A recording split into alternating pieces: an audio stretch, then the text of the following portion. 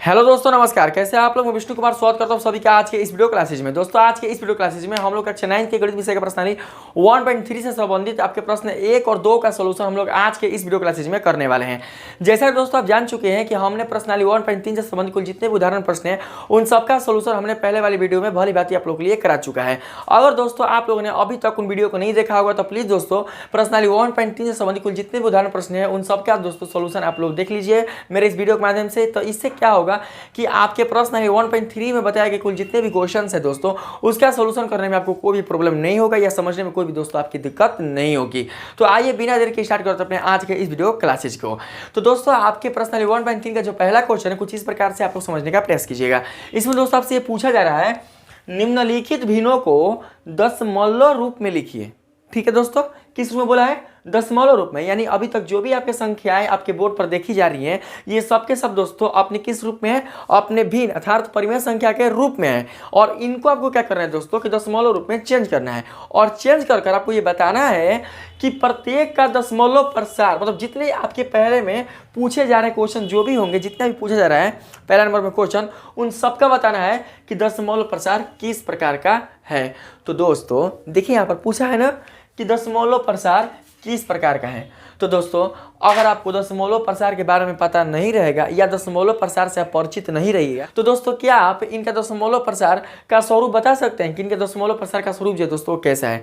तो दोस्तों आप लोग को बिल्कुल भी घबराने की जरूरत नहीं है। मैंने दशमलव प्रसार से संबंधित ऑलरेडी वीडियो बना रखा है जिसमें दोस्तों मैंने आप लोग के लिए बहुत ही सरल तरीके से बताने का प्रयास किया है कि हम लोग वास्तविक संख्या के दशमलव प्रसार के निरूपण कैसे और किस प्रकार से करते हैं। और वो भी दोस्तों मैंने आप लोगों को बिल्कुल एग्जाम्पल के साथ समझाने का प्रयास किया है। तो सबसे पहले दोस्तों वास्तविक संख्या के दशमलव प्रसार से संबंधित उस वीडियो को देख लीजिएगा। अगर आप उस वीडियो को देख लेते हैं तो वास्तविक संख्या के दशमलव प्रसार से संबंधित कोई प्रॉब्लम आपको दोस्तों क्रिएट नहीं होगी। तो आइए हम लोग क्या करते हैं कि पहले नंबर क्वेश्चन को सॉल्यूशन करने का प्रयास करते हैं। तो इसमें क्या करना होगा दोस्तों कि सबसे पहले आपको लिखना होगा यहाँ पर हल। ठीक है, डायरेक्ट आपको इसका दशमलव प्रसार नहीं निकलना है, याद रखिएगा। और उसके बाद दोस्तों हम लोग लिख लेते हैं दिया गया है संख्या बराबर 36/100। अब प्रश्न में क्या बोला है आपसे कि इनका दशमलव रूप और दशमलव प्रसार आपको बताना है। तो इसलिए दोस्तों हम लोग यहाँ पर लिखेंगे प्रश्नानुसार चूंकि 36 में 100 से भाग करने पर, तो यहाँ पर दोस्तों हम लोग लिख लेते हैं 100 और यहाँ आपका हो जाएगा 36। तो दोस्तों आप लोग देख सकते हैं कि जो 36 है वो 100 से बिल्कुल भी नहीं जाएगा। तो इसके लिए हम लोग क्या करते हैं कि दशमलव का प्रयोग करते हैं। दशमलव के प्रयोग से जो संख्या है आपकी भाज वाली वो अपने आप को 10 गुना कर लेगी, यानी 36 दाँ हो जाएगा 360। कब? तो दशमलव के प्रयोग से। तो यहाँ पर हम लोग लिख लेंगे दशमलव, ये हो जाएगा 360। और जो 360 है दोस्तों 100 से 3 बार में जाएगा, 100 तिया 300। और 360 में से अगर हम दोस्तों 300 माइनस करते हैं तो हमारा निकल कर आता है 60। अब फिर हम यहाँ पे क्या करते हैं, एक जीरो रख देते हैं, किसकी सहायता से? दशमलव की सहायता से। और जो 600 है वो कितने बार में जाएगा दोस्तों? 6 बार में, यानी 100 छक्का 600। और इस प्रकार से आपके शेषफल का जो मान है दोस्तों वो शून्य प्राप्त हो जाएगा। और आप सभी जानते हैं कि जब भी हम किसी परिमेय संख्या के अंश में अगर उसके हर से भाग देते हैं और भाग क्रिया के फलस्वरूप उनके शेषफल का मान शून्य प्राप्त होता है तो उस संख्या का जो दशमलव प्रसार होता है दोस्तों वो एक प्रकार का शांत दशमलव प्रसार होता है। अर्थात इस परिमेय संख्या के दशमलव प्रसार का जो निरूपण है दोस्तों वो कैसा है? शांत है। तो लिख सकते हैं हम लोग ऐसे ना कि चूंकि 36/100 दशमलव प्रसार इजकल टू 0.36 है जो एक शांत दशमलव प्रसार है। ठीक है दोस्तों, और यही हो जाएगा आपका आंसर। तो इस प्रकार से आपने देखा कि जो पहला का आंसर वो क्या है दोस्तों कि 36/100 का दशमलव प्रसार 0.36 है जो एक शांत दशमलव प्रसार है। क्यों? क्योंकि इसके शेषफल का मान दोस्तों आपको शून्य प्राप्त हो चुका है। ये हो गया आपका पहला का। अब हम बात करते हैं दूसरे नंबर में। तो दूसरे नंबर दोस्तों भी हम लोग क्या करेंगे, यहाँ पर हम लोग हल को लिख लेंगे और हल लिखकर हम लिखेंगे दिया गया है संख्या बराबर कितने हैं दोस्तों? देख सकते हैं 1/11 है ना, तो यहाँ पर हम लिखेंगे 1/11। फिर चलेंगे हम लोग प्रश्न अनुसार। ठीक है, और यहाँ पर क्या करेंगे दोस्तों हम लोग 1 में 11 से भाग देंगे, इसलिए हम लोग लिख सकते हैं चूंकि 1 में 11 से भाग देने पर, तो यहाँ पर दोस्तों आप देख सकते हैं कि भाजक रूप में आ चुका है 11 और भाजक रूप में आ चुका है 1 और हमको 1 में 11 से भाग देना है। तो दोस्तों यहाँ पर जो 1 है वो 11 से जाएगा नहीं जा सकता है तो हम लोग क्या करते हैं, दशमलव का प्रयोग करते हैं, तो ये बनेगा 10। फिर भी दोस्तों जो भाज्य है आपका वो अपने भाजक से छोटा है, नहीं जाएगा। फिर क्या करेंगे दोस्तों, यहाँ पर हम लोग एक जीरो और रख लेंगे, तो ये बन जाएगा 100। ठीक है, अब तो जा सकता है यहाँ पर 100 है और भाजक में 11 है, तो 11 नवा 99। तो यहाँ पर दोस्तों हम लोग लिख लेंगे 9। तो 100 में से 99 को माइनस करेंगे तो दोस्तों शेषफल में मान नहीं निकलेगा आपको कितना, 1। ठीक है, फिर जो 1 है आपका वो 11 से जाएगा, बिल्कुल नहीं जाएगा दोस्तों। तो फिर हम क्या करते हैं, दशमलव के लिए एक जीरो का प्रयोग करते हैं। ठीक है दोस्तों, तो ये 10 बन चुका। फिर जो 10 है वो 11 से जाएगा, नहीं जाएगा। क्यों, क्योंकि जो भाज है वो अपने भाजक से छोटा पड़ जा रहा है, और छोटा होने के कारण इसका दोस्तों जो भाग है वो आगे नहीं जा सकता। तो फिर क्या करते हैं हम लोग, यहाँ पर एक जीरो का प्रयोग और करते हैं, और एक जीरो का प्रयोग होने के कारण यहाँ पर भी दोस्तों एक जीरो आपका आ जाएगा भागफल में। और फिर जो है आपका 100 वो 11 से कितने बार हो जाएगा दोस्तों, 9 बार में। तो लिखेंगे 11 9 99। अब फिर जब हम लोग 100 में से 99 को माइनस करेंगे तो वो निकल कर आएगा दोस्तों 1। ठीक है, देख सकते हैं।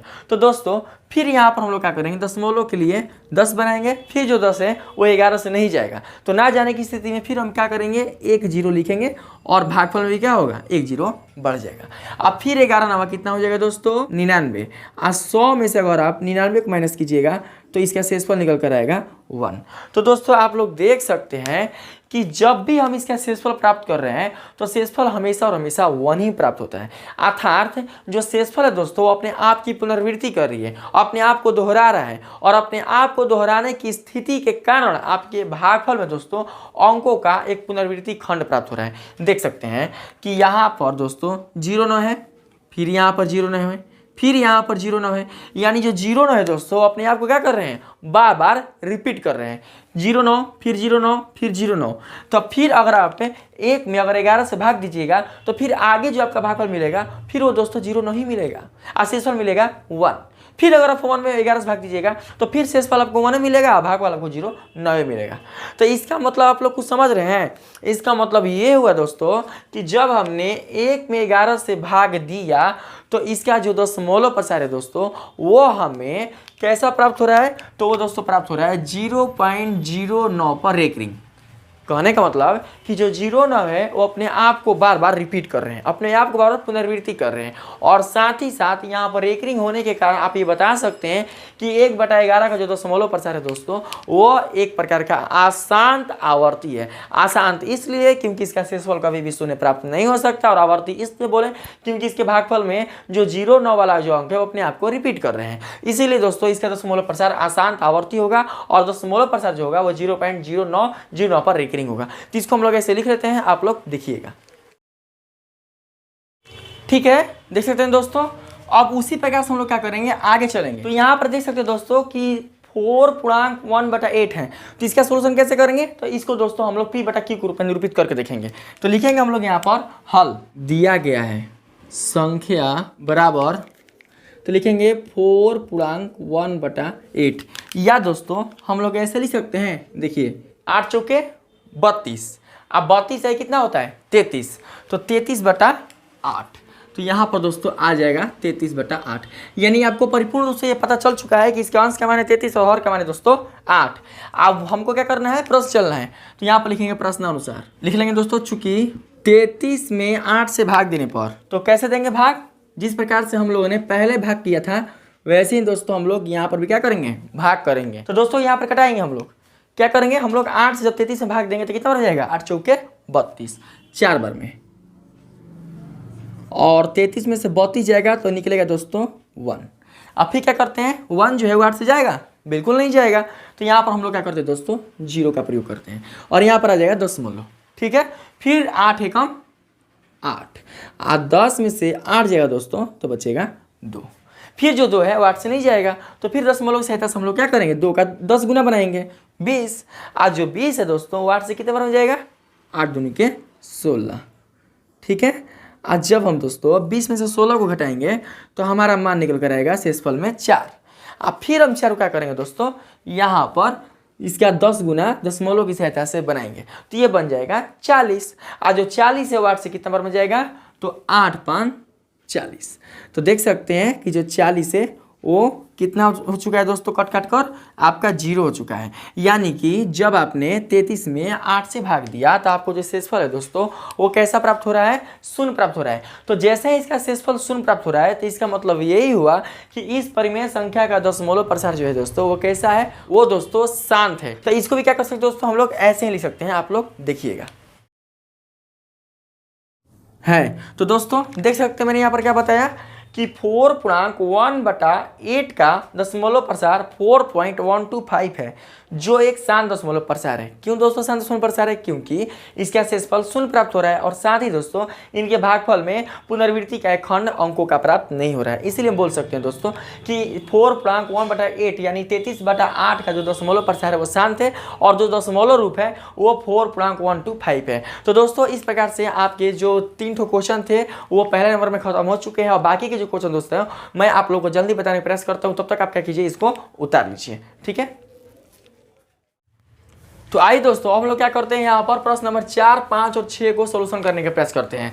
यानी 6 तक अगर हम सोल्यूशन कर लेते हैं तो प्रश्न 1 जो है दोस्तों आपका बिल्कुल अच्छी तरीके से खत्म हो जाएगा। तो दोस्तों इतना तो आप लोगों को करने की जरूरत नहीं है, दिया गया है संख्या इतना इतना आप लोग मैंने पहले ही बता चुका है जब मैंने आपको प्रश्न नंबर 1 का 1, 2, 3 क्वेश्चन जो दोस्तों मैंने आप लोगों के लिए सोल्व कराया था। तो इसलिए मैं दोस्तों यहाँ पर मतलब पहले ही से लिख दिया कि दिया गया संख्या इतना और प्रश्नानुसार 3 में 13 से भाग करने पर, यानी इतना आप ऑलरेडी क्या करते हैं दोस्तों जानते होंगे। तो हमें क्या करना है, सिंपल रूप से 3 में दोस्तों हमको 13 से भाग करना है, ठीक है। बस वही चीज हमें क्या करना है, आगे भी करना है। तो सब में दोस्तों मैंने यहाँ पर लिख दिया है। तो आप लोग ऐसा मत सोचिए कि पहले ही क्या किए हैं, मतलब कि बिना समझाए हुए लिख दिए। तो दोस्तों आप इतना समझ चुके हैं, इतना जानते होंगे। अगर बार बार दिया गया है संख्या अगर लिखेंगे तो दोस्तों आप लोग भी बोरिंग लगेगा, ठीक है। हमारा जो काम है वो यहाँ पर भाग क्रिया से काम है। तो आइए हम लोग क्या करते हैं कि अब हम लोग 3 में 13 से भाग करके देखते हैं कि इसका दशमलव प्रसार कैसा है और दशमलव प्रसार का मान किस प्रकार से प्राप्त होता है। तो दोस्तों आइए हम लोग सबसे पहले क्या करते हैं कि 3 में 13 से भाग देते हैं। यहाँ पर जो 3 है वो आपके भाजक से छोटा पड़ जा रहा है, तो इसीलिए दोस्तों हम लोग क्या करेंगे, यहाँ पर दशमलव का प्रयोग करेंगे। तो हो जाएगा 30, तो 13 दूनी 26, तो 2 बार में जाएगा तो लिखेंगे 26 और 30 में से 26 जाएगा दोस्तों तो बचेगा 4, 26 4 30। आज जो निकला आपका शेषफल में 4, तो 4 जो है 13 से तो नहीं जाएगा।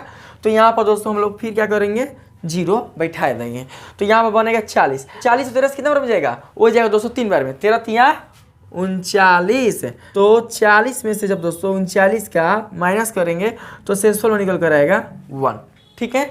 और फिर यहाँ पर दोस्तों हम लोग क्या करेंगे, दशमलव के प्रयोग से यहाँ पर 10 बनाएंगे। तो 10 तो बन चुका है, लेकिन जो आपका भाज है दोस्तों, यानी जो शेषफल है दोस्तों वो आपके भाजक से छोटा प्राप्त हो चुका है। इसलिए इसके आगे अगर भाग करेंगे तो भाग नहीं जाएगा। तो हम यहाँ पर क्या करते हैं दोस्तों कि एक 0 का प्रयोग करते हैं, मतलब एक 0 बढ़ा देते हैं। तो एक 0 दोस्तों हम लोग क्या किया, यहाँ पर बढ़ा दिया, तो एक 0 यहाँ पर भी बढ़ेगा, ठीक है। अब हम लोग क्या करते हैं, यहाँ पर 13 से इसको घटाते हैं। तो यहाँ हो जाएगा दोस्तों 13 सत्ते 91, ठीक है। तो हम लोग 100 में से 91 को माइनस करेंगे तो यहाँ पर दोस्तों हम लोग लिख लेंगे 9। फिर यहाँ पर हम लोग क्या करेंगे दोस्तों, 0 लिखेंगे, ठीक है। तो कितना बार हो जाएगा, 13 छक 78। आज जब 90 में से 78 को माइनस करेंगे तो 10 में से 8 जाएगा 2 और 8 में से आ जाएगा तो 1, ठीक है दोस्तों। और हो सकता है नीचे आप लोग ना दिखे तो आप लोग यहाँ पर देखने का प्रयास कीजिएगा। तो ये बन गया 1 2 यानी 12। तो 12 तो 13 से जाएगा नहीं, तो फिर क्या करेंगे, दशमलव प्रयोग से इसको 120 बनाएंगे। फिर यहाँ पर देखिए दोस्तों, यहाँ जो 120 है वो 13 से कितना बार में जाएगा, तो ये दोस्तों जाएगा आपको 13 9 117 से, यानी यहाँ पर निकल कर आ जाएगा 3। तो दोस्तों आप लोग देख सकते हैं कि जब हमने 3 में 13 से भाग दिया तो हमारे भागफल में जो अंक प्राप्त हुए वो क्रमशः 2 3 0 7 6 9 अपूर्ण रूप में प्राप्त हुए, ठीक है दोस्तों। कब, जब हमने 3 में 13 से भाग दिया तब। फिर यहाँ पर जो शेषफल दोस्तों आपको 3 ही प्राप्त हुआ है। अब फिर हमको क्या करना है दोस्तों कि 3 में हमको 13 से ही भाग देना है।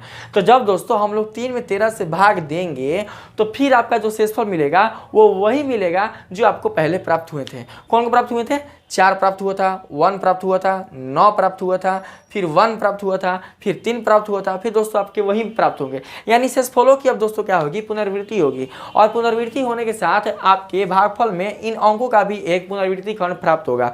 इसलिए दोस्तों हम लोग बोल सकते हैं कि जो 3/13 का जो दशमलव प्रसार है दोस्तों वो एक प्रकार का आसान आवर्ती है। अर्थात यहाँ पर जो आपके 2 3 0 7 6 जो 9 तक जो अंक है दोस्तों, अभी यहाँ से अपनी क्या करेंगे, रिपीट करना शुरू कर देंगे। इसीलिए इसको दोस्तों हम लोग यहाँ पर लिख सकते हैं, चूंकि 3/13 का दशमलव प्रसार अशांत आवर्ती है जिसका मान 0.230769।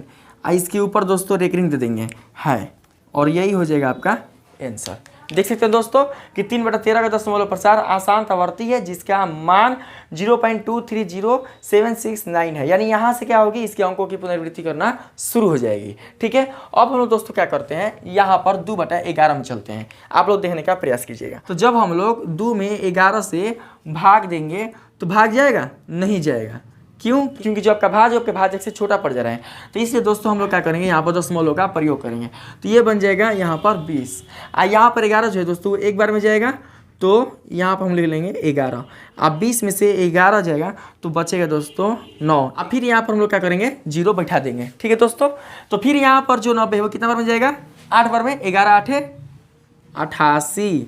तो 90 में से अगर हम लोग 88 को माइनस करें तो कितना बचेगा, 2।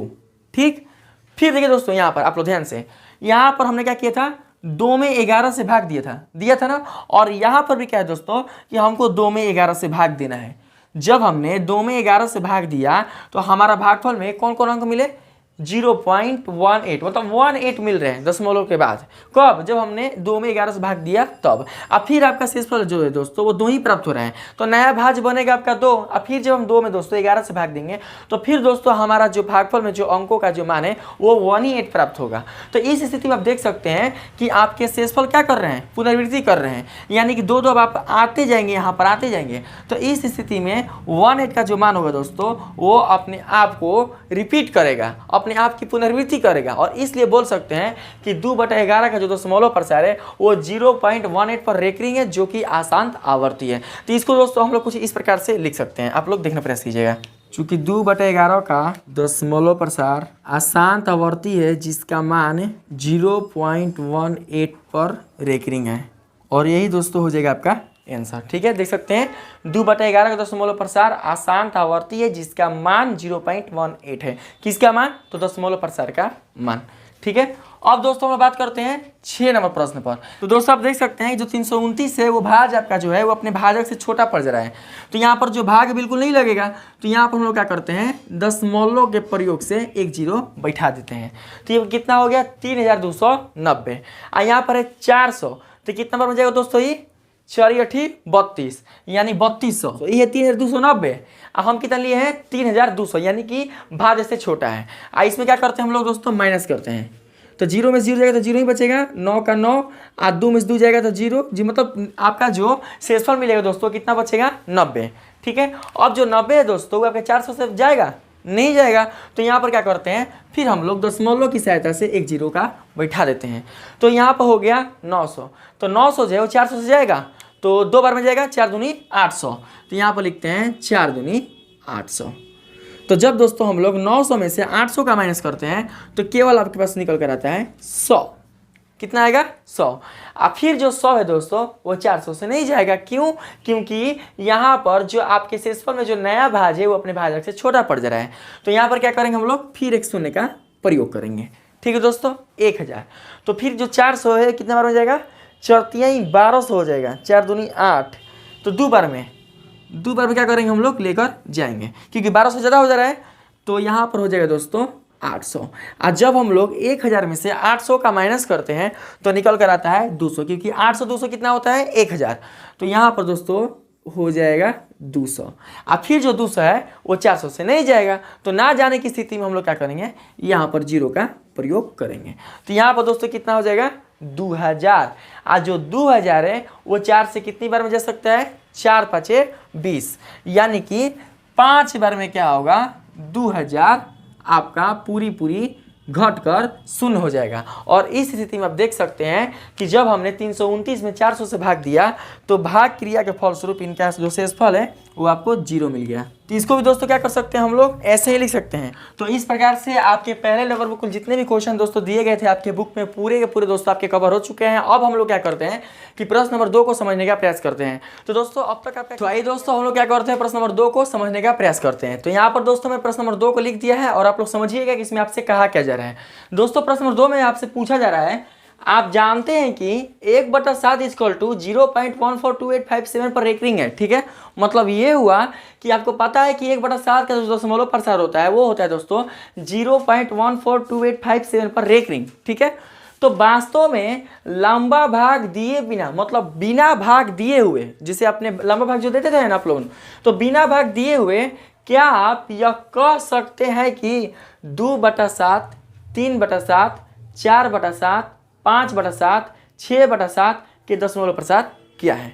यदि हाँ तो कैसे? यानी अगर आप बोलिएगा कि हाँ हम कह सकते हैं कि इनका दशमलव प्रसार इतना इतना इतना है, तो कैसे इतना है आपको ये चीज़ बताना है। तो इतना तो दोस्तों आपको पता है कि 1/7 का दशमलव प्रसार इतना होता है, ये आपके बुक में ही ऑलरेडी बताया जा रहा है। ये आपसे ये पूछा है कि 2/7 से लेकर 6/7 तक आने वाले कुल जितने भी आपके परिमेय संख्या है इनका दशमलव प्रसार क्या होगा। तो दोस्तों इसका दशमलव प्रसार निकालने के लिए सबसे पहले हमको ये समझना होगा कि इनके जो हर का जो मान है वो आपके दिए हुए परिमेय संख्या जो 1/7 है उनके हर के मान के बराबर है कि नहीं है। तो दोस्तों आप लोग देख सकते हैं कि जो भी यहाँ पर संख्याएं ली गई हैं 2/7, 3/7, 4/7, 5/7, 6/7, इसमें जो भी हर के मान है वो सारे के सारे हर दोस्तों वो आपके 1/7 में जो हर 7 है उसके समान ही हैं, यानी इसके हर में दोस्तों कोई भी बदलाव नहीं है। तो मैंने आप लोगों को बताया था कि यदि आपके परिमेय संख्या के हर अगर समान मिले और अंश कुछ भी मिले तो इनकी सहायता से क्या कर सकते हैं दोस्तों, हम उनके दशमलव प्रसार का निरूपण बिल्कुल सरल तरीके से कर सकते हैं। कैसे तो आप लोग देखने का प्रयास कीजिएगा। जैसे कि यहाँ पर दिया हुआ है 1/7 इक्वल टू 0.142857 पर रेकरिंग। ठीक है, और आपसे पूछ रहा है कि 2/7 का मान क्या होगा, यानी इसका दशमलव प्रसार क्या होगा। तो दोस्तों 2/7 को हम ऐसे तोड़ सकते हैं, यानी कि 2 गुणा 1/7, अर्थात अगर आप 2 को 1/7 से अगर आप मल्टीप्लाई करते हैं तो आपको 2/7 मिल जाएगा। और आप सभी को पता है दोस्तों कि 1/7 का जो मान होता है वो कितना होता है, वो होता है 0.142857, जो कि आपकी बुक में ही बताया जा रहा है। तो जब दोस्तों हम लोग यहाँ पर 1/7 के दशमलव प्रसार से 2 को अगर गुणा कर दें तो 2/7 का आपका दशमलव प्रसार निकल जाएगा, यानी इसमें आपको कोई प्रॉब्लम नहीं होगी। तो इसलिए हम लोग क्या कर सकते हैं कि 1/7 के दशमलव प्रसार की सहायता से 2 से गुणा करके 2/7 के दशमलव प्रसार ज्ञात कर सकते हैं। ठीक उसी प्रकार से दोस्तों आपका जो 3/7 है, 4/7 है, सबको तोड़ देंगे। देखिए 3/7 है ना, तो 3/7 कैसे तोड़ सकते हैं, 3 गुणा 1/7। ठीक, तो 1/7 के जो दशमलव प्रसार है दोस्तों उसका मान रखकर हम लोग 3 से मल्टीप्लाई कर देंगे तो वो निकल जाएगा 3/7 का दशमलव प्रसार। और यही क्रिया हम 4/7, 5/7 और 6/7 के लिए भी क्या करेंगे दोस्तों, हम लोग करेंगे। तो कैसे करेंगे, तो आइए आप लोग समझने का यहाँ पर प्रयास कीजिएगा। हल में लिख लेंगे, दिया गया है संख्या बराबर 1/7। यहाँ पर चलेंगे हम लोग प्रश्नानुसार। तो दोस्तों आप देख सकते हैं कि आपके क्वेश्चन में ऑलरेडी पहले से आपसे कहा जा रहा है कि 1/7 का दशमलव प्रसार इतना होता है। तो इसको दोस्तों हम लोग ऐसे लिख सकते हैं, चूंकि हम जानते हैं कि 1/7 का दशमलव प्रसार 0.142857 पर रेकरिंग है। अब हम लोग क्या करते हैं, यहाँ पर 2/7 को निकालते हैं। तो कैसे, तो आप लोग समझने प्रयास कीजिएगा। लिखेंगे इस प्रकार से, 2/7 का दशमलव प्रसार बराबर लिख सकते हैं ऐसे दोस्तों, देखिए 2/7 है तो लिखेंगे 2 गुणा 1/7। ठीक है दोस्तों, तो 2 गुणा 1/7, तो 1/7 का मान कितना दिया है, तो देख सकते हैं 1/7 का जो मान है दोस्तों वो है 0.142857। तो लिख लेंगे हम लोग 0.142857 और क्या है, रेकरिंग है। दोस्तों यहाँ पर हम लोग क्या करेंगे, गुना करेंगे। तो जब हम लोग गुना करेंगे तो यहाँ पर देख सकते हैं कितने इसका मान प्राप्त होगा, 7 दूनी 14 के 4 हासिल लगा 1, 5 दूनी 10 इसलिए 11 के 1 हासिल लगा 1, 8 दूनी 16 इसलिए 17 के 7 हासिल लगा 1, 2 दूनी 4 इसलिए 5 और 14 दूनी 28, यानी 0.285714। तो ये निकल कर आएगा दोस्तों किसका दशमलव प्रसार, 2/7 का दशमलव प्रसार। उसी प्रकार से हम लोग निकालेंगे किसका, तो 3/7 का। तो लिखेंगे 3/7 का दशमलव प्रसार इक्वल टू 3 गुणा 1/7। ठीक है, और आप देख सकते हैं कि 1/7 का मान कितना दोस्तों यहाँ पर दिया हुआ है। तो 1/7 कितना है, तो 0.142857 पर रेकरिंग। अब फिर क्या करेंगे हम लोग, ऐसे ही गुणा कर लेंगे। तो 70 के 21 के 1 हासिल लगा 2, 5 तिहाई 15, 2 17 के 7 हासिल लगा 1, 8 3 के 24, 1 से लिया 25 के 5 हासिल लगा 2 और 3 दूनी 6 और 2 होता है दोस्तों 8 और यहाँ पर 4 तिहाई 12 के 2 हासिल लगा 1, 3 एकम 3 से लिया 4। ठीक है, तो हो जाएगा 428571। यहाँ पर दोस्तों हम लोग दे देंगे रेकरिंग। तो ये निकल कर आ गया आपको 3/7 का दशमलव प्रसार। ठीक है दोस्तों, अगर नीचे अगर लिखें तो आप लोग हो सकता है ना दिखे, तो ऊपर आप लोग यहाँ पर इधर समझने का प्रयास कीजिएगा।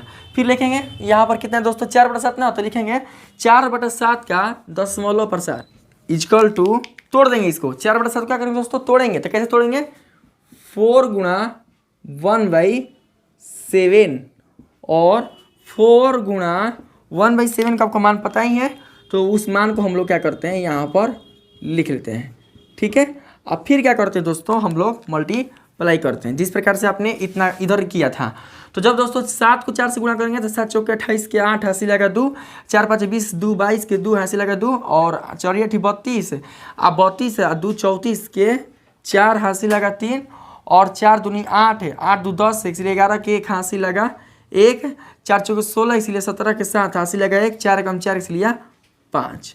तो ये हो जाएगा 0.571428 और यहाँ पर दोस्तों हम लोग देते हैं रेकरिंग। तो ये निकल कर आ गया दोस्तों 4/7 का दशमलव प्रसार। फिर हम यहाँ पर लिखेंगे 5/7 का दशमलव प्रसार, यानी कि 5 गुणा 1/7। ठीक है, तो 5 गुणा 1/7 का जो मान दोस्तों यहाँ पर आपको दिया हुआ है, उसी मान को हम लोग क्या करेंगे यहाँ पर लिखेंगे और फिर यहाँ पर हम लोग दोस्तों मल्टीप्लाई करते हैं। फिर दोस्तों उसी प्रकार से हम लिखेंगे 6/7 का दशमलव प्रसार। तो इसको दोस्तों अगर आप नीचे लिखे तो नहीं दिखेगा आप लोग को, इधर आप लोग समझने का प्रयास कीजिएगा। 6/7 का दशमलव प्रसार इक्वल टू 6 गुणा 1/7। तो 6 गुणा 1/7 का मान लिख लेंगे। और फिर यहाँ पर दोस्तों जब हम लोग 6 से इतना से गुणा करेंगे तो कितना निकल कर आएगा, 0.6742 के 2 हासिल लगा 4 और 6 5 30 और 30 4 34 के 4 हासिल लगा 3 और फिर यहाँ पर 45 48 2 50 51 के 1 हासिल लगा 5 और 6 दूनी 12 5 17 के 7 हासिल लगा 1 और 6 चौके 24 है इसलिए 25 25 के 5 हासिल लगा 2 और 6 एकम 6 और 6 2 8। तो लिख लेंगे 0.857142 और इसके ऊपर दे देंगे दोस्तों रेकरिंग। तो इस प्रकार से आपका जो 6/7 का मान है वो निकल कर आ गया इतना। तो आप देख सकते हैं कि आपके सामने 1/7 के दशमलव प्रसार की सहायता से 2/7, 3/7, 4/7, 5/7, 6/7 इन सबके दशमलव प्रसार बिना भाग दिए ही बिल्कुल सरलतापूर्वक यहाँ पर निकल चुके हैं। और दोस्तों आप लोग ये समझ चुके होंगे कि इनका हमने दशमलव प्रसार किस तरीके से और किस प्रकार से हमने यहाँ पर निकालने का प्रयास किया है। तो आज का जो इस वीडियो क्लास में जो आपका जो क्वेश्चन है 1 और 2 वो दोस्तों बिल्कुल सरल तरीके से खत्म हो चुका है। अगर आपको दोस्तों वीडियो अच्छी लगी होगी तो प्लीज दोस्तों इस वीडियो को लाइक कीजिएगा और सब्सक्राइब कीजिएगा और पसंद है तो अपने दोस्तों में भी शेयर कीजिएगा। आज के लिए इतना ही, धन्यवाद।